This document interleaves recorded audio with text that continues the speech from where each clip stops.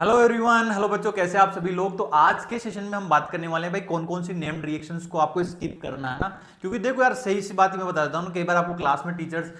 पढ़ा देते हैं वो रिएक्शंस लोग, लेकिन वो ना तो जेई मेंस के सिलेबस में है और एडवांस में इनमें से भी कुछ एक दो रिएक्शन जब सब्जेक्टिव जे एडवांस होता था, जब सिलेबस डिफरेंट था, तब पूछी गई थी। तो अभी क्या होता है, बच्चों को बहुत सारी कंप्लेन आती है कि सर अभी बहुत लोड हो गया है, रिएक्शंस याद नहीं होती, क्योंकि तुमने बहुत सारी अननेसेसरी रिएक्शन जो सिलेबस में ही नहीं होती जेई मेंस के में, वो भी आपने पढ़ रखी होती है। तो आप उनको पहले अपना बर्डन कम कर दीजिए ना, क्योंकि जब आप अननेसेसरी रिएक्शंस को जब आप पढ़ते हो, आपको पता ही नहीं कौन सी रिएक्शन एग्जाम में आती है, तो उससे क्या होता है भाई, आप काफी डिप्रेशन में आ जाते हो, टेंशन में आ जाते हो, और जो मेन रिएक्शन जो आती है और उनको आप मतलब भूल जाते हो,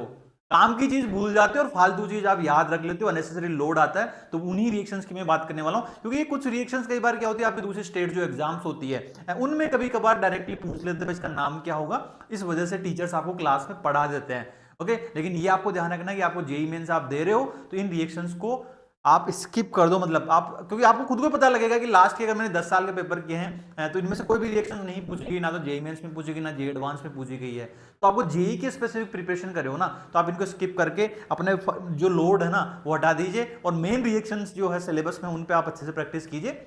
ऐसे आप ऑर्गेनिक में पूरा स्कोर कर सकते हो। तो बात करते हैं जैसे बेरे विलेजर ऑक्सीडेशन, आपको ठीक है, आप इसको स्किप कर सकते हो जेई मेंस पर्सपेक्टिव में। तो इसलिए बहुत सारे नेम्ड रिएक्शंस है। अगर आप दूसरे एग्जाम्स के जब आप पढ़ाई कर रहे हो, तो आप डायरेक्टली इन रिएक्शंस को उस टाइम पे जो एग्जाम दोगे ना, उसका सिलेबस देख के ये पीडीएफ आप देख सकते हो, जो कि आपको अपने यहाँ पे ऐप पे जाके मिल जाएगी, है ना। Next is that Beckmann, Beckmann भी देख सकते हैं आप, है ना। बैकमैन भी आपके नहीं आती, लेकिन इसको हम कई बार अलग अलग तरह के सवाल से यहाँ पे करते रहते हैं। ओके, नाउ बेंजोइन कंडेंसेशन से हो गया आपका, बेंजिलिक एसिड रीअरेंजमेंट हो गया आपका, कर्टियस हो गई, अमीन्स में पढ़ाई जाती है रिएक्शंस, है ना, कई बार। ओके, तो ध्यान रखना भाई, ये नहीं आती, है ना, क्योंकि इनको याद करना, इनके नाम कई बार पूछे जाते हैं ना डिफरेंट डिफरेंट दूसरे एग्जाम्स में, नोट इन जेई, इसलिए हम इनको भी जेई के लिए पर्सपेक्टिव से पढ़ने लग जाते हैं, फिर ना अननेसेसरी बर्डन आ जाता है, जैसे लॉसन रीअरेंजमेंट हो गया आपका, सीमित हो गया ना, ये सारे अमीन्स की प्रिपरेशन वाले रिएक्शन है, तो आप इनको स्किप कर सकते हो। अब जैसे कोप एलिमिनेशन है, कोप एलिमिनेशन में क्या होता है बच्चे, अभी एल्कीन में आपको पढ़ाया जाता है, कोप एलिमिनेशन में क्या होता है, इंट्रामोलिकुलर एलिमिनेशन जो हो गया, जैसे ये ग्रुप इसको निकालेगा और यहाँ से करके और ये बाहर निकल जाएगा, ठीक है। इस तरह की रिएक्शंस अननेसेसरी बहुत सारी चीजें होती है, ओके, उनको आप स्किप कर सकते हैं। फ्राइज रीअरेंजमेंट है, ओके, तो फ्राइज रीअरेंजमेंट भी ये भी नहीं आता, मेन से एडवांस में कभी नहीं आता ना। ओके, जैसे कि आपका ये कई बार ऑक्सीडाइजिंग एजेंट और रिड्यूसिंग एजेंट, ध्यान रखना, कुछ सिलेक्टेड ही ऑक्सीडेशन और रिडक्शन रिएक्शन आपके सिलेबस में, जैसे ओपेनॉल हो गया, एमपीवी हो गया, ये नहीं है, तो आप इनको स्किप कर सकते हो ना। जो भाई मेन रिड्यूसिंग एजेंट जो सिलेबस में, उन्हीं को आप पढ़िए ना, नहीं तो इतने सारे oxidizing agent, reducing agent organic chemistry में होते हैं, है ना, तो उसका ध्यान रखना। जैसे पायरोलिसिस ऑफ एस्टर होता है, अब अगेन ये वाली रिएक्शन आप एल्कीन में पढ़ते हो, ये सबको आप पढ़ने की जरूरत ही नहीं है ना, नहीं पूछी जाती है, तो अननेसेसरी इतना लोड क्यों लेना। ओके, जैसे रिफॉर्मेट्स की हो गई यहाँ पे अपने, है ना, तो जैसे ऑर्गेनोमेटेलिक रिएजेंट जिंक यहाँ पे यूज किया जाता है, तो भाई ये भी नहीं पढ़ने की जरूरत है आपको, है ना। ओके, जैसे डील सेल्डर रिएक्शंस हो गई, यार ये तो आती है ना, नेट गेट एग्जाम्स में आते, साइक्लो एडिशन रिएक्शंस, है ना, आपको, है ना, तो उसमें पूछा जाता है, पढ़ा देते हैं, मतलब कई जगह कोई स्टेट एग्जाम्स में कई बार उन्होंने पूछ ली है। तो इस तरह की बहुत सारी नेम रिएक्शन का, इनको आप स्किप कर, अनेसरी, तो कहने की मतलब मैं, अगर देखो आप समझदार बच्चा जो होता है, एक इंटेलिजेंट जो बच्चा होता है, उसको पता होता है कि सिलेबस में क्या चीज़ है। कई सारे बच्चे ऐसे सोचते हैं कि सर मैंने सब कुछ पढ़ लिया, लेकिन एक्स्ट्रा आ जाए तो,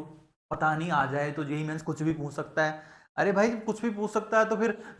वो सभी के लिए डिफिकल्ट होगा ना, तो अननेसेसरी इतना लोड लेके इतना डिप्रेशन में क्यों जा रहे हो आप, है ना। तो वो सब आप स्किप कर सकते हो। जैसे बहुत सारे रिएजेंट भी होते हैं, और जैसे मैं बात करूं, अब जैसे कि सिलीनियम है ना, सिलीनियम नहीं पूछा जाता भाई, कई बार पढ़ा दिया जाता है, सिलीनियम ऑक्साइड पढ़ा दिया जाता है, जैसे HiO4 पढ़ा दिया जाता है, ये नहीं पूछे जाते, है ना। तो वो जो रीजन आपके, देखो स्ट्रिक्टली मैं बता दूं आपको कि अगर आपको जो एनसीईआरटी में जो हाईलाइटेड रिएक्शंस है ना, वही आपको पूछी जाती है, उन्हीं को आप सही से पढ़िए,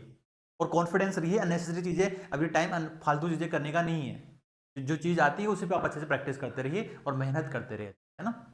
ओके, और कई बार क्या होता है, कई बार हम कई सारे टेस्ट देते हैं ना दूसरे इंस्टीट्यूट के, तो उसमें भी इस तरह के सवाल आते हैं, तो हमें लगता है यार ये तो इंपॉर्टेंट है, ये तो इंस्टीट्यूट ने बनाया है, बट गलती से टीचर से वो डल गया होगा बीच में, उसने वो देखी नहीं कि बीच में सीक्वेंस ऑफ रिएक्शन में वो, है ना, रिएजेंट्स के अंदर वो रिएक्शन ऐड हो गई है। तो आपको वो लोड नहीं लेना भाई, कि इस टेस्ट में अगर आया है, टेस्ट सीरीज में पर्टिकुलर इंस्टीट्यूट के में, तो मुझे भी पढ़ना है यार, शायद ये भी रिएक्शंस आ सकती है, इतना लोड नहीं लेना। क्योंकि जेएमपी भी आप अटेम्प्ट करते रहिए, लास्ट टाइम अगर आपका कुछ मॉक देके जाइए, बिल्कुल जो एग्जैक्ट जो आपका जो जेईई मेंस में जब पेपर आएगा ना, सिमिलर इसी तरह का पेपर आपको देखने को मिलेगा। रिलेवेंट कंटेंट पढ़िए और कॉन्फिडेंस को हाई रखिए और मेहनत करते रहिए आप सभी लोग यहाँ पे। तो अगर आपको देखो मैं कहता हूँ जेएमपीपी नहीं दिया तो कम से कम 4-5 फुल मॉक जेएमपीपी दीजिए, है ना, क्योंकि यहाँ पे जो एनटीए यूजर इंटरफेस है ना वैसा का वैसा ही आपको टेस्ट अटेम्प्ट करने को मिलेगा। उससे क्या होगा, आपको पता लगेगा आप टाइम मैनेजमेंट कर पा रहे हो कि नहीं कर पा रहे हो, है ना। और दूसरा आपको पता लगेगा कि यार